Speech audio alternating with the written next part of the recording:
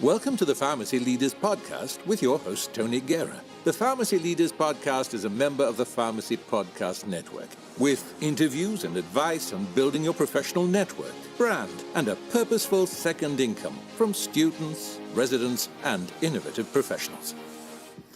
Hey, welcome to Pharmacy News Sunday. I'm actually recording on Sunday because yesterday I created a new podcast, the Ankeny Podcast, which is hyper-local, just for my little town of 50,000 here, and it's a lot of fun in a different way because I'm going to get to see everybody that I interview, and as opposed to actually having never met about 80 or 90% of the people that I have on the Pharmacy Leaders Podcast. So something to do for summer. I'm pretty excited.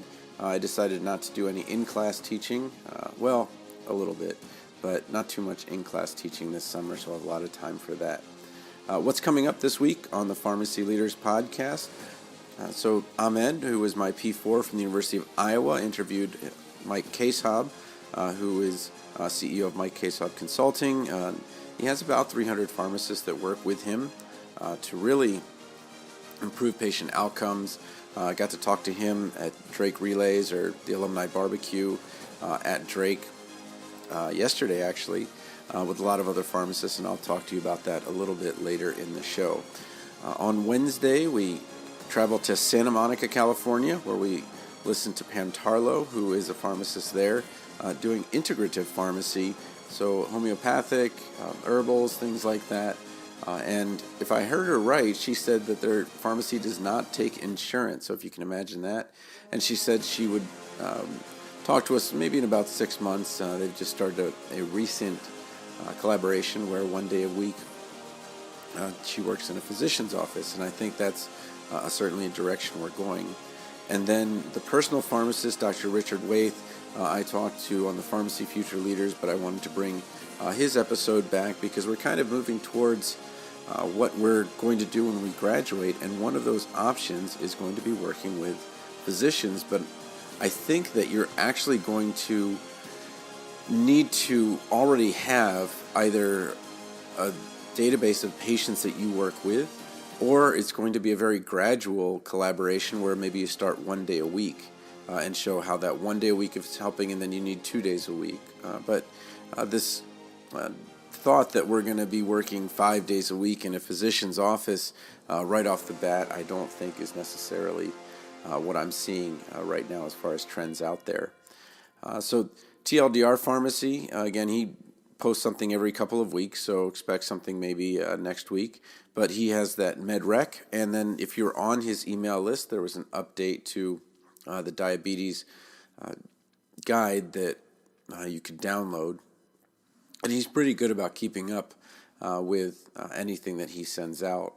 Happy PharmD, no new blog posts. Jackie Boyle last week talked about how to do less and accomplish more, and it really comes down to being focused on single tasks, making sure that you can recognize the difference between important and truly urgent. Pharmacy Podcast Mothership, so there were 4 episodes last week. Fit Pharmacist interviewed Aaron Albert, so some cross interviews between podcast hosts. Pharmacy Inspection Podcast, Endotoxin versus Endospores, and then Pharmacogenomics in Long-Term Senior Care Pharmacy, which seems to be something that a lot of people are interested in. It's just kind of a cool, PGX is just even cool to say, but I think a lot of people are looking forward to pharmacogenomics as being part of it, but how do we fit in? Because really, we're kind of bridging medical lab, physician's office, and physician care, and then us as the ones that say, okay, well, here are the results from the lab, and I know you don't want this big stack of paper. Here's what you need to know for this particular patient. And then it looks like someone's taken over the Pharmacy Future Leaders, which I did. I want to say I don't even know how many episodes I did. I want to say I did 75 episodes, something like that. But it looks like it's going to be a Nova Southeastern University student who is working with Dr. Scott Kajelson, who is the Director of Student Transitions and an assistant professor there. You can hear the Future Summit, where it looks like a lot of students got to go and see what some of the future opportunities are in pharmacy, and that was on March 29th, so just last month. Okay. Other podcasters outside of the network, so Dr. Richard Waite talks with someone in Canada, and it was kind of funny to listen to him go back and forth because the pharmacist, she's like, really? It's like that in the United States? I don't know how you guys do that, because we don't have limits on how much a drug company can charge, so it can just absolutely price out so many patients that are in need. And then on the other hand, we're just seeing how much sense a lot of the things that the Canadian government did with socialized medicine and figuring out solutions to, okay, well, we tried this incentive and then this happened and so forth. So great back and forth between Dr. Richard Waite and Brandy Mabee, a pharmacist from Canada. Okay. Helix Talk's got a new one, pulmonary embolism. So if you are deep into the clinical and you're wanting to update, or you just want something a little bit longer for some NAPLEX study than clicking at a screen all day, then I definitely recommend Helix Talk on your way to your APPE or on your way to almost graduation. It's coming up. Hillary Blackburn, she usually releases something on Sunday, so probably later today she'll release a new one. But last week was Synergizing Pharmacy with Technology, and I always recommend her podcast, the Talk to Your Pharmacist podcast. She really does a great job of talking one-on-one with somebody and figuring out what it is that we can do if we want to go down that same person's path. I haven't mentioned Pharmacy Joe much because he's super clinical and I am non-clinical, so often the things that he's talking about are just completely out of my scope of practice. But episode 287, How to Stop Stumbling Through Conversations with Physicians, I think is one that's incredibly important because really you want to show your competence, you want to establish those relationships, and then even possibly working for physicians, with physicians. And he does a great job, and his episodes are always pretty short. It won't take up too much of your time. On the YouTube channels, Paul Tran, How to Succeed in Life. It's actually gotten quite a few views. It was about 5 days ago they put that out. And then he has a number of other ones, but he's talks about how he's a hospital pharmacist, but also has 3 part-time jobs. And it's kind of interesting that our profession has kind of moved that way where we'll have our full-time job, but we're so nervous about what kind of the future holds that we don't really want to let go of those other jobs that we have. Brian Fung just released on the 28th, so that would have been yesterday because it was National Take Back Day, role of infection control analyst, and he's got some really cool videos, especially if you're into informatics. And then Kevin Yee's been podcasting almost every other day. He talks a lot about pharmacy, a lot about money, and a Mont Blanc pen. I don't really know how much that costs, but I expect it's going to be pretty expensive.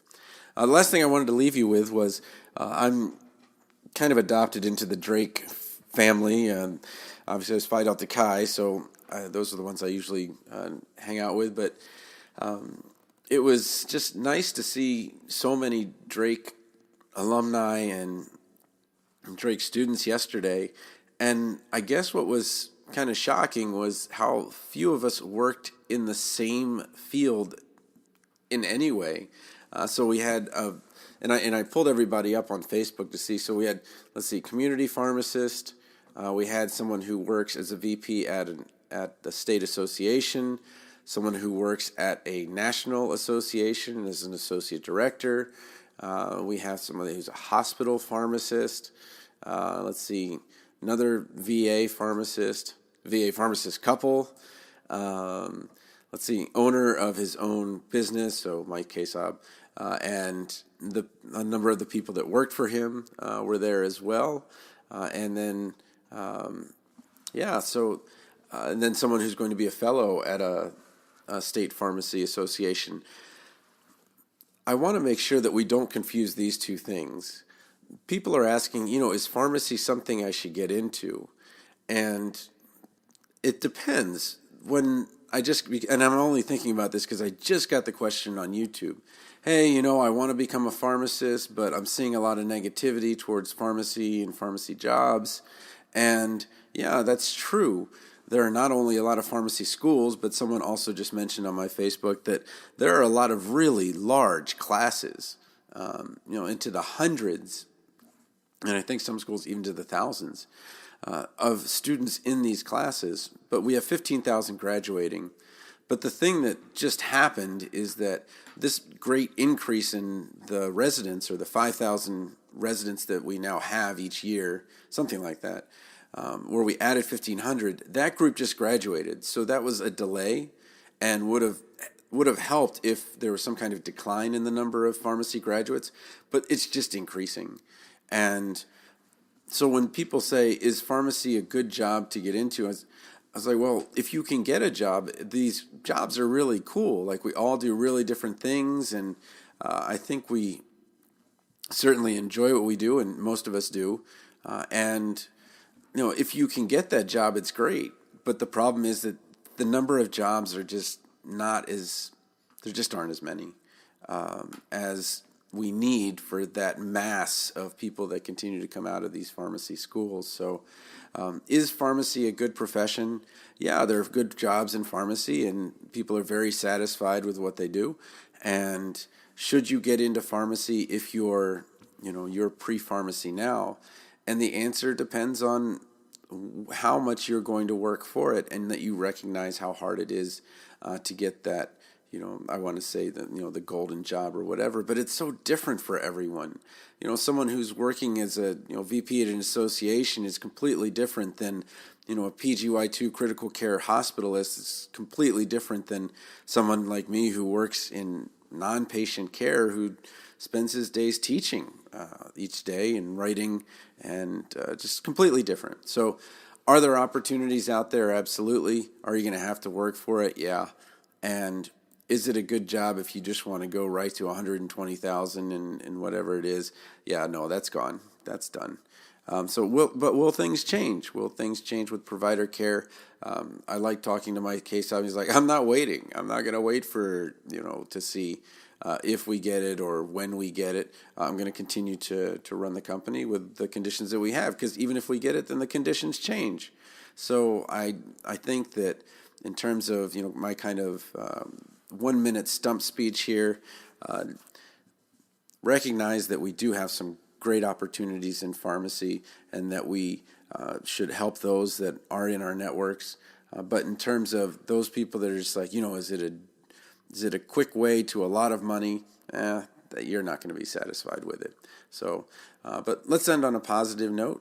Drake Relays, the weather was amazing. It was super nice for the last 2 days, and it was great that they separated the half marathon from Drake, because always on like Friday I can't really watch the relays. I'm getting ready for the race the next day, so probably the best relays I've been to. With, unfortunately, the Peggy's Cup was a little bit disappointing this year, but anyway, maybe we've always got next year, so I will continue to talk to you guys over the summer as we get towards finals here. So good luck on those finals. Good luck to those of you that are just starting APPEs in a couple of weeks, and I will talk to you next week. Support for this episode comes from the audiobook Memorizing Pharmacology, a relaxed approach. With over 9,000 sales in the United States, United Kingdom, and Australia, it's the go-to resource to ease the pharmacology challenge. Available on Audible, iTunes, and Amazon.com, in print, ebook, and audiobook. Thank you for listening to the Pharmacy Leaders Podcast with your host, Tony Guerra. Be sure to share the show with the hashtag #PharmacyLeaders.